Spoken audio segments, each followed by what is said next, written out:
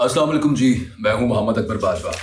यूरोपीय यूनियन ने एक ख़तरे की घंटी बजा दी है और वो ये है कि पाकिस्तान से ये मुतालबा किया गया है कि अपना जो तरीक़ाकार है उसको ठीक करें, वगरना जो GSP प्लस स्टेटस है जिसके तहत ये जनरलाइज्ड स्कीम ऑफ प्रेफरेंसेस जिसके तहत पाकिस्तान बहुत सारी एक्सपोर्ट्स यूरोप को करने के काबिल होता है और जिसकी वजह से वो ज़र मुबादला पाकिस्तान को मिलता है जिसकी वजह से हम डिफ़ॉल्ट की तरफ नहीं जाते, ट्रेड डेफिसिट कहीं मिडल में रहता है, वो ख़राब हो सकता है। लेकिन उसके बावजूद जो मामला इस वक्त पाकिस्तान में चल रहे हैं, इसकी डिटेल मैं आपको बताऊंगा कि वहाँ पे पाकिस्तान को बड़ी क्लियर इंडिकेशंस कंडीशंस क्या बता दी गई हैं। मीडिया कुछ और रिपोर्ट कर रहा है, मीडिया उसमें से अपनी मर्जी की चेरी पिकिंग कर रहा है, एक आधी लाइन निकाल के पता नहीं उसी को पीटा जा रहा था। लेकिन जो जॉइंट स्टेटमेंट आई है वो तशवीशनाक है। लेकिन ओवरऑल जो मामला पाकिस्तान के अंदर चल रहे हैं वो लगता यूं है कि जैसे किसी को उसका ख्याल नहीं है कि ये हो क्या रहा है, कितना संजीदा,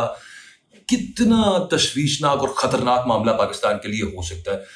इमरान खान से आप आज मुलाकात का दिन है, अलीमा खान, दीगर बहनें यानी उनकी फैमिली और उनकी पार्टी फ्रेंड्स सुहेल अफरीदी और बाकी दीगर लोग वो जेल के बाहर मौजूद हैं। मुलाकात आज भी नहीं करवाई जा रही और क्यों नहीं करवाई जा रही उसकी तफसीलात अभी आपके सामने रखता हूँ। Apart from that, Mahmood Achakzai जो कि अपोजिशन लीडर हैं इस वक्त नेशनल असेंबली में, उनके खिलाफ एक FIR लॉन्च हो गई है और FIR वो बताती है कि वो एक परसिक्यूशन है। अगेन वही चीज़ कि जिसका यूरोपीय यूनियन कह रही है कि ये काम नहीं करना, वही चीज़ जेल के हवाले से कि ये काम नहीं करना, फ्रीडम ऑफ एक्सप्रेशन के हवाले से ईमान मजारी का केस जिसमें सुप्रीम कोर्ट ने इस्लामाबाद हाई कोर्ट से ये कहा है कि आप 2 हफ्तों के अंदर जो सजा मुअत्तली वाला केस है उस पर फैसला कर दें।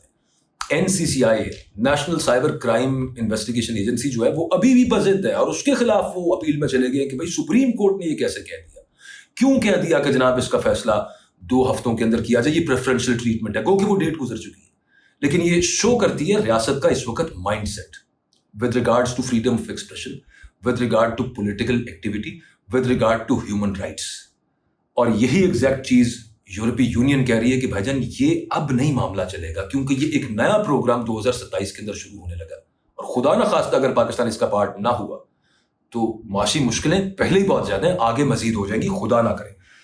मैं स्टार्ट यहां से करता हूं। पहले वैसे गिलगित के कुछ लतीफों का जिक्र करना है, जो वहां पर इलेक्शन चल रहा है वो भी वैसे एक मैटर है। वहां पर पाकिस्तान तहरीक इंसाफ के लीडरान को या ओवरऑल पार्टी को वहां पर कैंपेन नहीं करने दी जा रही, वहां पर जाने नहीं दिया जा रहा। जो पहुंचता है वहां पे उसको किसी को जिला बदर कर दिया जाता है, किसी को जाने से वहां पर रोक दिया जाता है। खैर, आज बजट जो कि आने वाला है पाकिस्तान का, उस बजट के हवाले से ये बताया गया, ये भी कमाल हो गया कि बजट आगे चला गया। बजट का इजलास जो है वो आगे ताखीर से शुरू होगा और जो डेटा रिलीज किया गया उस डेटे के मुताबिक जो कारोबारी एतमाद है वो कमजोर हो गया है। ये खुद आप सरकारी आदाद शुमार इनको कह लें कि 80% सरमायाकारों ने, लोकल सरमायाकारों ने इन्वेस्टमेंट करने से माजरत कह लीजिए कर लिए, या फिर ये कहा है कि हालात नहीं है पाकिस्तान के अंदर इन्वेस्टमेंट करने की, ये लोकल्स का मामला है। चंद रोज पहले इसहाक डार साहब अमेरिका में मौजूद थे और वहां पर वो पाकिस्तानी बिजनेस कम्युनिटी को कह रहे थे कि आप मुहब्बे वतन होने का सबूत दें और पाकिस्तान में इन्वेस्टमेंट करें। हालात पाकिस्तान के अंदर इस तरह के हैं कि जहां पर लोकल सरमायाकार कह रहे हैं कि भाईजान मामला बन नहीं रहा इन्वेस्टमेंट करने का। मईशत की सूरत हाल ये है, कोई इशारिया इस वक्त अगर दुरुस्त जा रहा हो तो मुझे भी बताइए। मुझे नहीं पता कि कौन सा इशारिया इस वक्त मईशत के हवाले से दुरुस्त जा रहा है, ठीक जा रहा है, बल्कि हर चीज खबरें बुरी आ रही हैं, हर तरफ से खबरें बुरी आ रही हैं मईशत के हवाले से। चले खैर, let's start from Gilgit Baltistan. लतीफे हैं, नवाज शरीफ 3 दफा के प्राइम मिनिस्टर, वो जाकर वहां पर खिताब कर रहे हैं, 10-15 मिनट का खिताब किया और उसके अंदर जो हस्बे मामूल वो किया करते हैं कि जिधर भी जाते हैं, वो तो चनियोट भी चले जाए तो वहां पे जाकर कहते हैं मैं एयरपोर्ट बना दूंगा, यहाँ पे लैया चले जाए यहाँ पे भी एयरपोर्ट बना दूंगा। हर जगह पे जाके वो जो विजन है उनका डेवलपमेंट का वो यही है, एयरपोर्ट सड़क, एयरपोर्ट सड़क। उसके अलावा अगर कुछ और होता तो अभी पाकिस्तान की ये सूरत हाल ना होती, लेकिन चूंकि उनका विजन ये, तो उन्होंने जाके वहां पे ये बताया कि मैं पंखों वाले जहाज में यहाँ पे आया हूँ। अब पंखों वाले जहाज से 2 मतलब हो सकते हैं, या तो जिस जहाज में आए हैं उसके अंदर पंखे लगे हुए थे, AC नहीं था चल रहा, ये मुश्किल काम लगता है। मेरा ख्याल है वो ATR वगैरह जो होता है जिसके प्रोपेलर्स होते हैं, वो उनकी बात कर रहे हैं कि पंखों वाले जहाज में मैं यहाँ पे आया हूँ।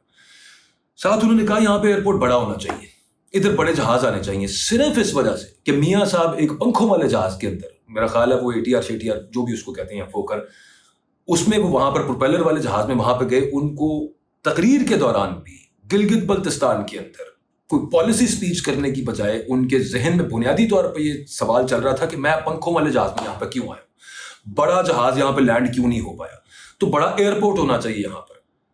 ایک تو میٹر ہو گیا یہ لطیفہ بھی ہے اور یہ انتہائی ایک بلکہ یہ ڈارک ہیومر ہے بنیادی طور پہ. یہ ایسا کوئی ہنسنے والی بات نہیں ہے، بندہ سوچ کے ہنستا بھی ہے اور پھر سینا گوبھی کا بھی دل کرتا ہے کہ یہ اس وقت ان کی جو دختر ہیں وہ پنجاب میں وزیر اعلیٰ ہیں، ان کے بھائی اس وقت وزیر اعظم پاکستان ہے، and this is the policy statement in a way that he is giving کہ بڑا ایئرپورٹ ہونا چاہیے، میں پنکھوں والے جہاز کے اندر آیا. اچھا بڑا ایئرپورٹ ہو جائے بڑی اچھی بات ہے، ہونا چاہیے. بزنس ایکٹیویٹی کتنی ہے گلگت بلتستان کے اندر، کتنی کریٹ ہوئی ہے گلگت بلتستان کے اندر بزنس ایکٹیویٹی نواز شریف صاحب کے دور کے اندر.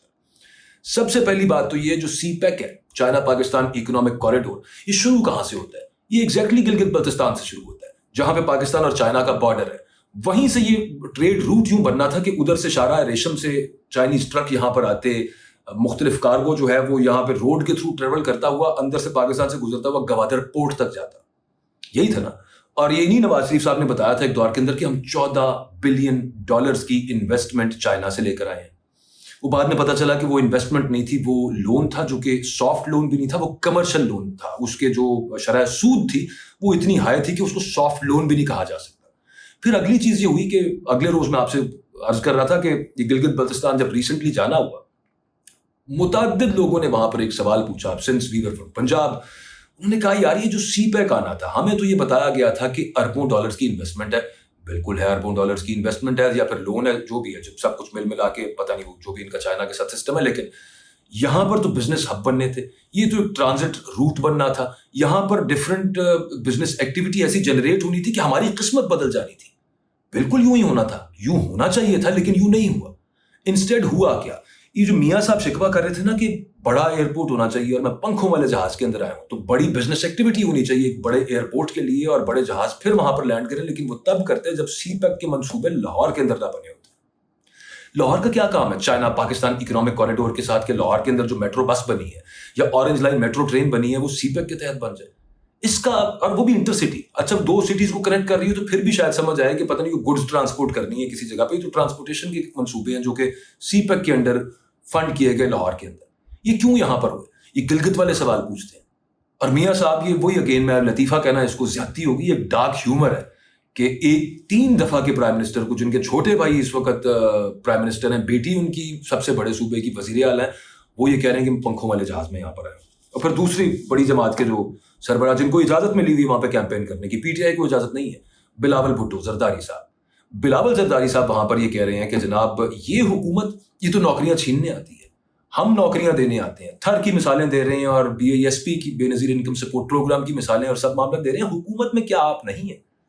یہ چیئرمین سینیٹ، یہ صدر اور باقی گورنرز اور باقی تمام عہدے یہ ابھی حکومت میں نہیں.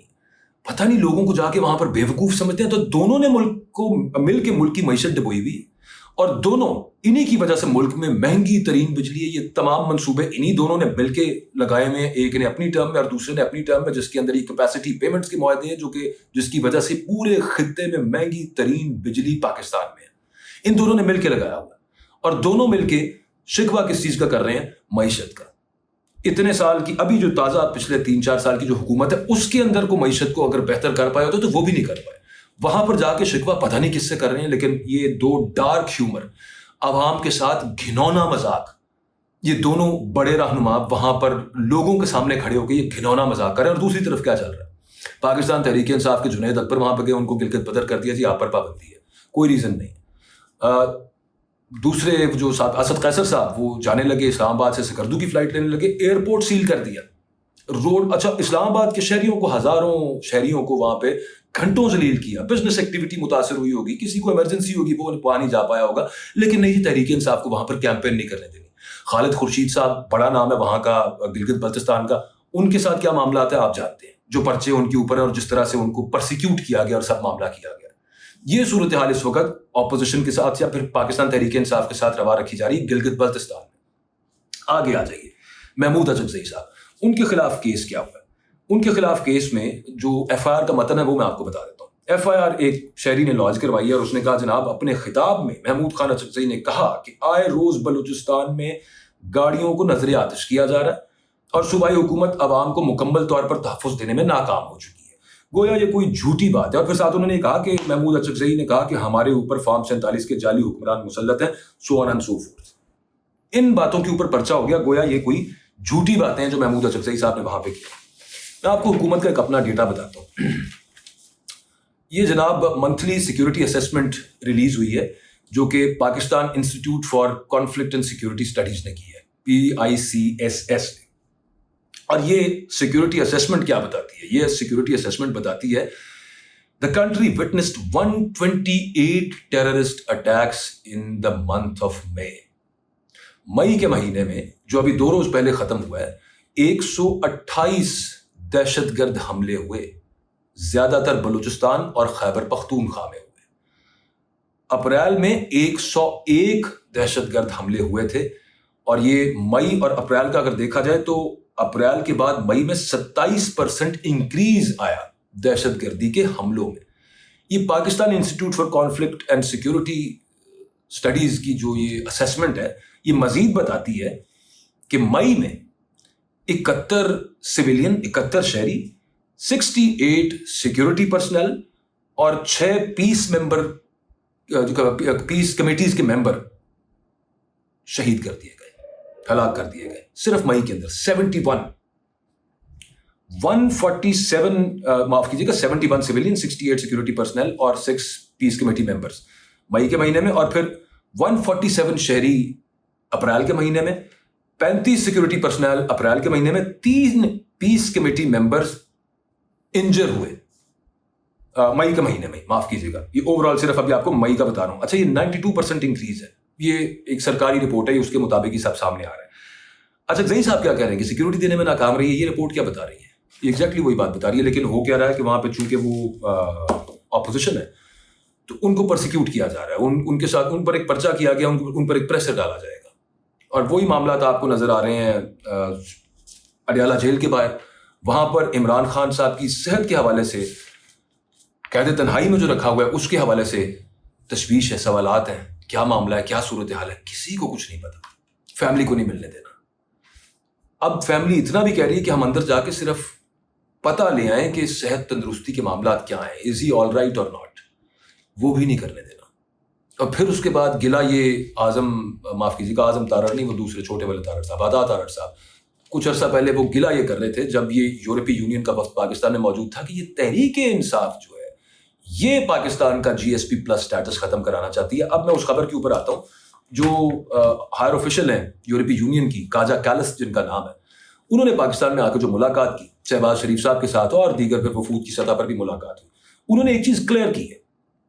انہوں نے کہا کہ یہ جو کنٹینیوڈ ایکسیس ہے, یہ جو آپ GSP پلس اسٹیٹس, یہ generalised scheme of preference plus کے تحت جو پاکستان ایکسپورٹس کرتا ہے یورپ کو, یورپی یونین کے ممالک میں, اور اس کے بدلے اگر پاکستان یہ 27 انٹرنیشنل کنونشنز ہے ان پر عمل پیرا نہیں ہوتا تو پھر معاملہ خراب ہے.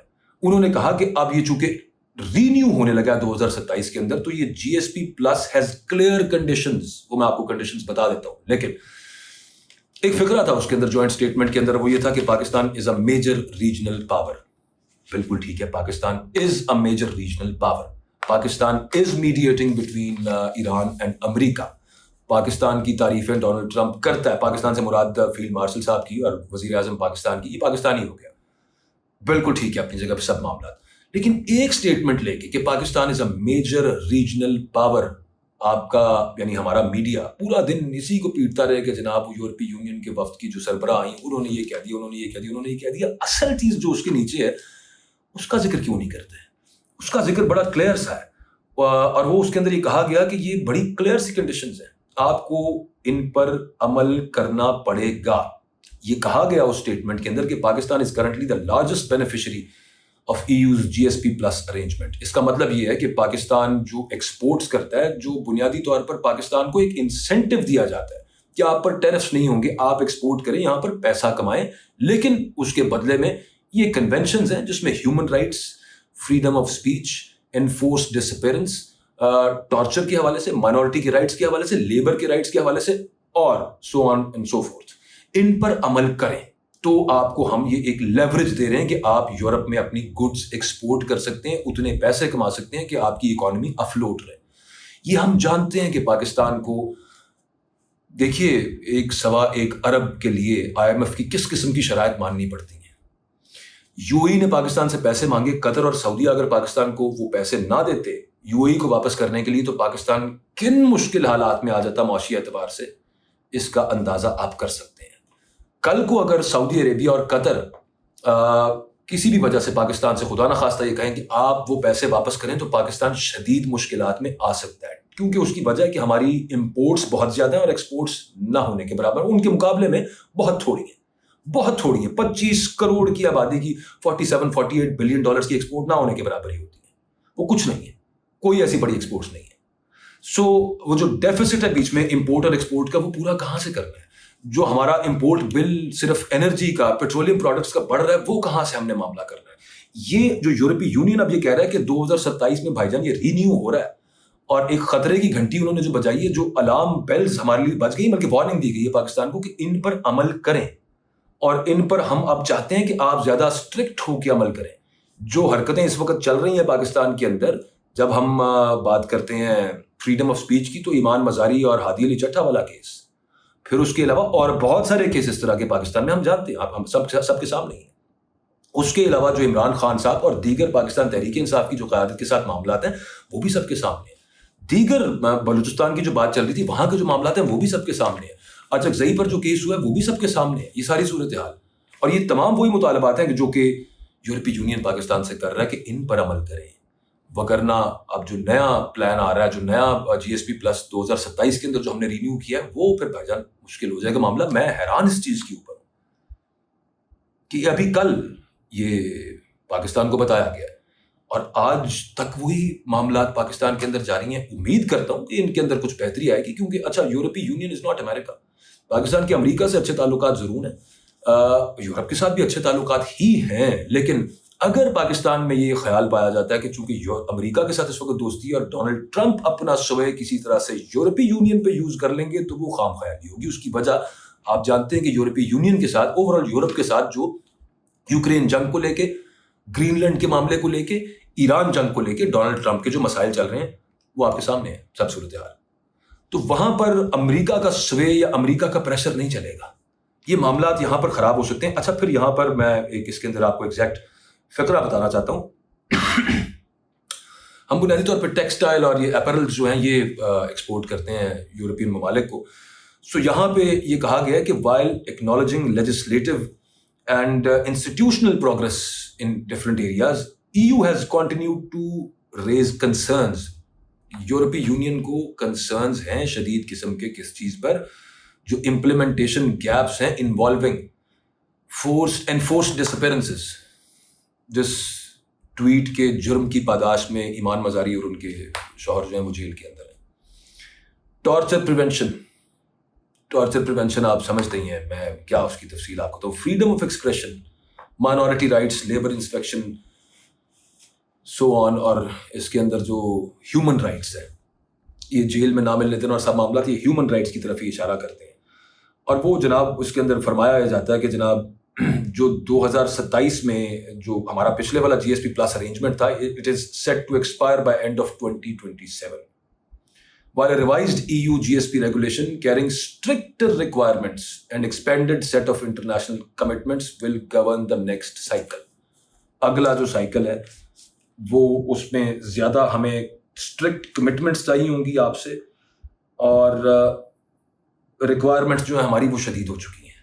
سو اٹ از ٹائم کہ پاکستان میں اتنی دعائی کر سکتا ہوں، یا پھر آئی کین اونلی ہوپ سین دس کہ یہ پہلے ٹھیک ہے 1 سال، پچھلے 2-3 سال یہ ایسے چلتا رہا ہے کہ 1 سال، اگلے سال، لیکن یہ جو اس دفعہ سامنے معاملہ آیا ہے، اس سے محسوس یہ ہوتا ہے کہ اب سیدھا ایک پاکستان کو جو ہے نا، وہ I don't want to use a harsh word ہے، لیکن وہ کہہ دیا گیا کہ بھائی یہ کریں، وگرنہ پھر صورتحال جو ہے نا وہ خراب ہو سکتی ہے. اور ہو سکتا ہے کہ اسی کی وجہ سے جو پچھلے دنوں روابط ایک بحال ہوئے تھے محسن نقوی صاحب کے تھرو، ان میں کیا گفتگو ہوئی تھی وہ میں آپ کو انشاءاللہ اگلے ویلاگ میں آپ کے ساتھ شیئر کروں گا. ہو سکتا ہے وہ انہی اس جیسے معاملات کی وجہ سے ہوں اور آگے شاید یہ خیال آ جائے, لیکن ابھی تک کی جو ٹائم لائن ہے اس کو دیکھتے ہوئے یہ محسوس نہیں ہوتا کہ ہم نے کسی قسم کا کوئی سبق اس صورتحال میں سے سیکھا ہے. اجازت دیں, اللہ حافظ.